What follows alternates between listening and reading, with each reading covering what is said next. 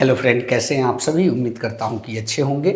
आज की इस वीडियो में हम बात करने वाले हैं जो सितंबर के परीक्षार्थी हैं, सीटेट की परीक्षा जो देने जा रहे हैं। अगर कुछ प्रश्नों के आंसर कम भी जानते हैं, कुछ उसमें अगर पढ़ा है, कुछ आइडिया है, तो किस प्रकार से तुक्का के माध्यम से, संभावना के माध्यम से चीज़ों को हल कर सकते हैं और सही होने के लगभग 99.9% चांस बन जाएंगे।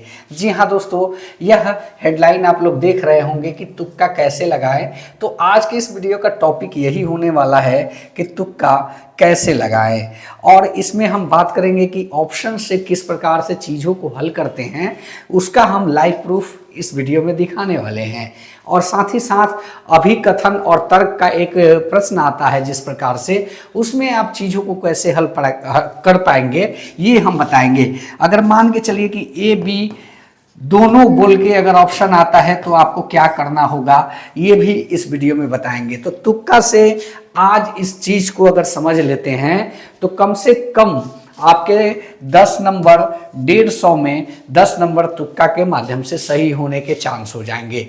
जी हाँ, जब आप तुक्का लगाते हैं तो कुछ एक प्री प्लानिंग के तहत लगाएंगे तो कहीं ना कहीं आपके सही होने के चांस एक ऑप्शन पे 25% हो जाता है, और जब दो गलत चीजों को निकाल देते हैं तो 50% आपका यूं ही चांस बन जाता है कि आप इसका सही आंसर दे पाएंगे। तो चलिए बिना देर किए इस वीडियो की शुरुआत करते हैं। आपके स्क्रीन पे दिखा होगा कि सीटेट दिसंबर 2026। तो आपको बताते चले कि सितंबर 2026 में जो परीक्षार्थी परीक्षा देने जा रहे हैं उनके लिए ये बहुत ही कारगर होने वाला है और 100% काम करने वाला ट्रिक आपको बताने वाले हैं। अगर आप OMR के माध्यम से पेपर को सॉल्व करते हैं तो आप किस प्रकार से ऑप्शन का चयन करें ताकि OMR में सही रूप से भरा जा सके। लेटेस्ट तुक्का ट्रिक, इसका हमने शीर्षक दिया है कि लेटेस्ट तुक्का का ट्रिक्स है, जो 2026 की परीक्षा जो आपका सितंबर में होने वाली है उसमें यह काम करेगा। तो चलिए 2-3 चीज़ें हम आपको इसमें बताने वाले हैं। सबसे पहले एक चीज़ होता है जिसको आप कह सकते हैं कि अगर यहाँ पे ध्यान से समझिएगा कि आपका जो प्रश्न है, प्रश्न आपका अगर पॉजिटिव है यानी कि सकारात्मक प्रश्न है तो आप इसका आंसर कभी भी ढूंढेंगे 4 ऑप्शन में तो सकारात्मक रूप से ही ढूंढे।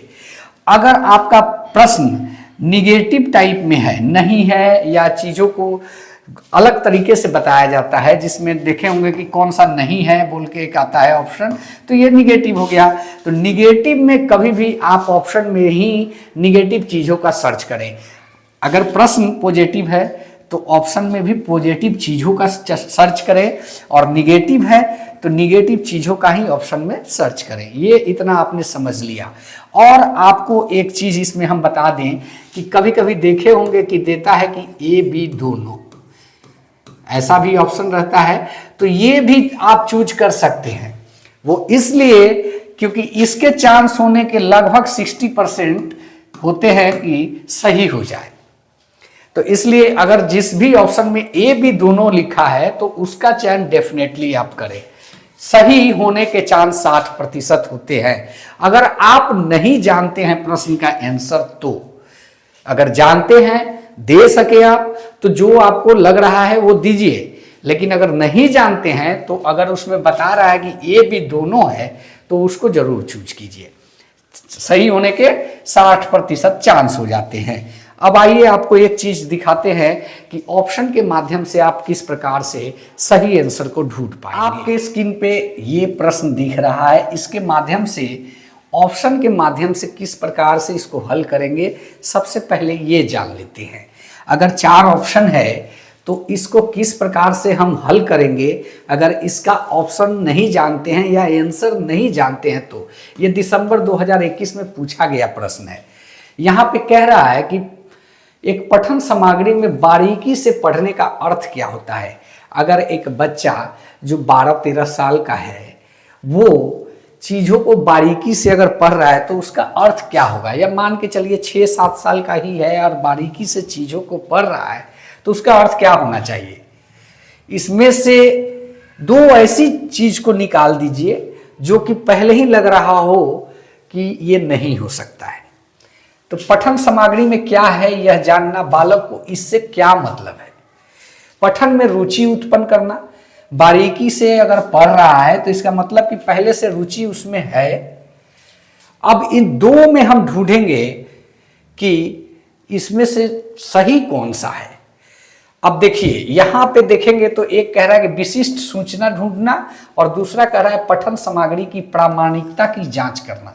तो ये बताइए कि एक प्राइमरी लेवल का बच्चा जो गहन चीजों को पढ़ रहा है तो क्या उसमें इतनी भी है सेंस कि वो इसकी प्रामाणिकता अप्रूवल का जांच करे? ये नहीं हो सकता है। वो विशिष्ट सूचना उसमें ढूंढ रहा है कि आखिर इसमें क्या कुछ और हमारे लिए है, उस चीज को ढूंढने के लिए वो प्रोत्साहित है, ललायित है, एनेक्सस है, बेचैन है, जो कह ले तो सी इसका सही हो जाएगा। इसमें हमने किया क्या, दो पहले गलत वाले को निकल दिया और उसके बाद इन दो में सबसे अधिक प्रभावी कौन है उसमें से एक को छांट लिया। तो ये तो अप्रूवल की जांच नहीं कर सकता है ना बालक, तो सही बात है। अगर ये नहीं कर सकता तो जो बच गया वही सही है। अब नेक्स्ट प्रश्न एक देख लेते हैं। प्रश्न दिख रहा है जो जनवरी 2022 में पूछा गया है आपसे, और इसमें कह रहा है कि निम्नलिखित में से कौन सा एक कौशल बच्चे को उसका हस्तलेखन विस्तृत करने में या विकसित करने में सहायता करता है। कह रहा है कि बच्चा जो है एक हस्तपरक प्रक्रिया कर रहा है, यह हस्तलेखन कौशल जो होता है उसका लिखने की क्षमता को डेवलप करना है यानी कि विकसित करना है। तो इनमें से ऐसा कौन सा कार्य है इन चारों में से जो उसको मदद कर सकता है? तो हम लोग करेंगे क्या, पहले जो विधि हमने बताया कि दो गलत को छांट लेंगे। अब बताइए कि इसमें दिया है अलमारी में कपड़े को फैलाना, कुछ छलका देना, तिल्लियां उठाना, धागे में मनके पिरोना। धागे में मनके मतलब मोती या कुछ भी गुड़िया जो होता है छोटा छोटा वो पिरोना यानी माला बनाना। तो कहने का मतलब है कि इसमें से कौन सही होगा बच्चे के लेखन कौशल को विकसित करने के लिए। तो कहीं ना कहीं अगर अलमारी में कपड़े को फैलाते हैं तो उस बच्चे का तो लेखन कौशल विकसित नहीं होगा। मान लीजिए अलमारी में कपड़ा फैला रहा है, इससे तो उसका राइटिंग स्किल अच्छा तो नहीं हो जाएगा, तो ये ऑप्शन नहीं होगा। कुछ छलका देना, मान लीजिए बाल्टी में है, गिलास में है, कुछ ऐसे छलका दिया, तो ये इससे तो जो है उसका लेखन कौशल नहीं होगा, डेवलप होगा। अब यहाँ पे हमने दो ऑप्शन को काट दिया। अब दो ऑप्शन बाकी के जो बच रहे इनमें से कौन सा सटीक होगा उसको देख लेना है। तिल्लियां उठाना, मान के चलिए माचिस का तिल्ली गिरा हुआ है, उसको उठा लेने से लेखन कौशल तो विकसित नहीं होगा, तो ये नहीं होगा। धागे में मनके पिरोना यानी कि धागे में मोती पिरोना, छोटे छोटे जो उसमें होल होते हैं, सुराग होते हैं, उसमें एक बैलेंस के साथ धागा को डालना है। तो कहीं ना कहीं लेखन कौशल में जो बैलेंस की चीज़ें हैं, लिखने के लिए जो कंट्रोल चाहिए गोल करने के लिए या फिर इस प्रकार से करने के लिए या फिर इस प्रकार से करने के लिए, तो कहीं ना कहीं बैलेंस का काम करेगा। तो कुछ हद तक डी ऑप्शन सही लग रहा है, बाकी तीन तो बिल्कुल ही गलत है। तो कहीं ना कहीं 4 का डी हो जाएगा। इसी प्रकार से आप चीज़ों को सॉल्व कर सकते हैं ट्रिक के माध्यम से।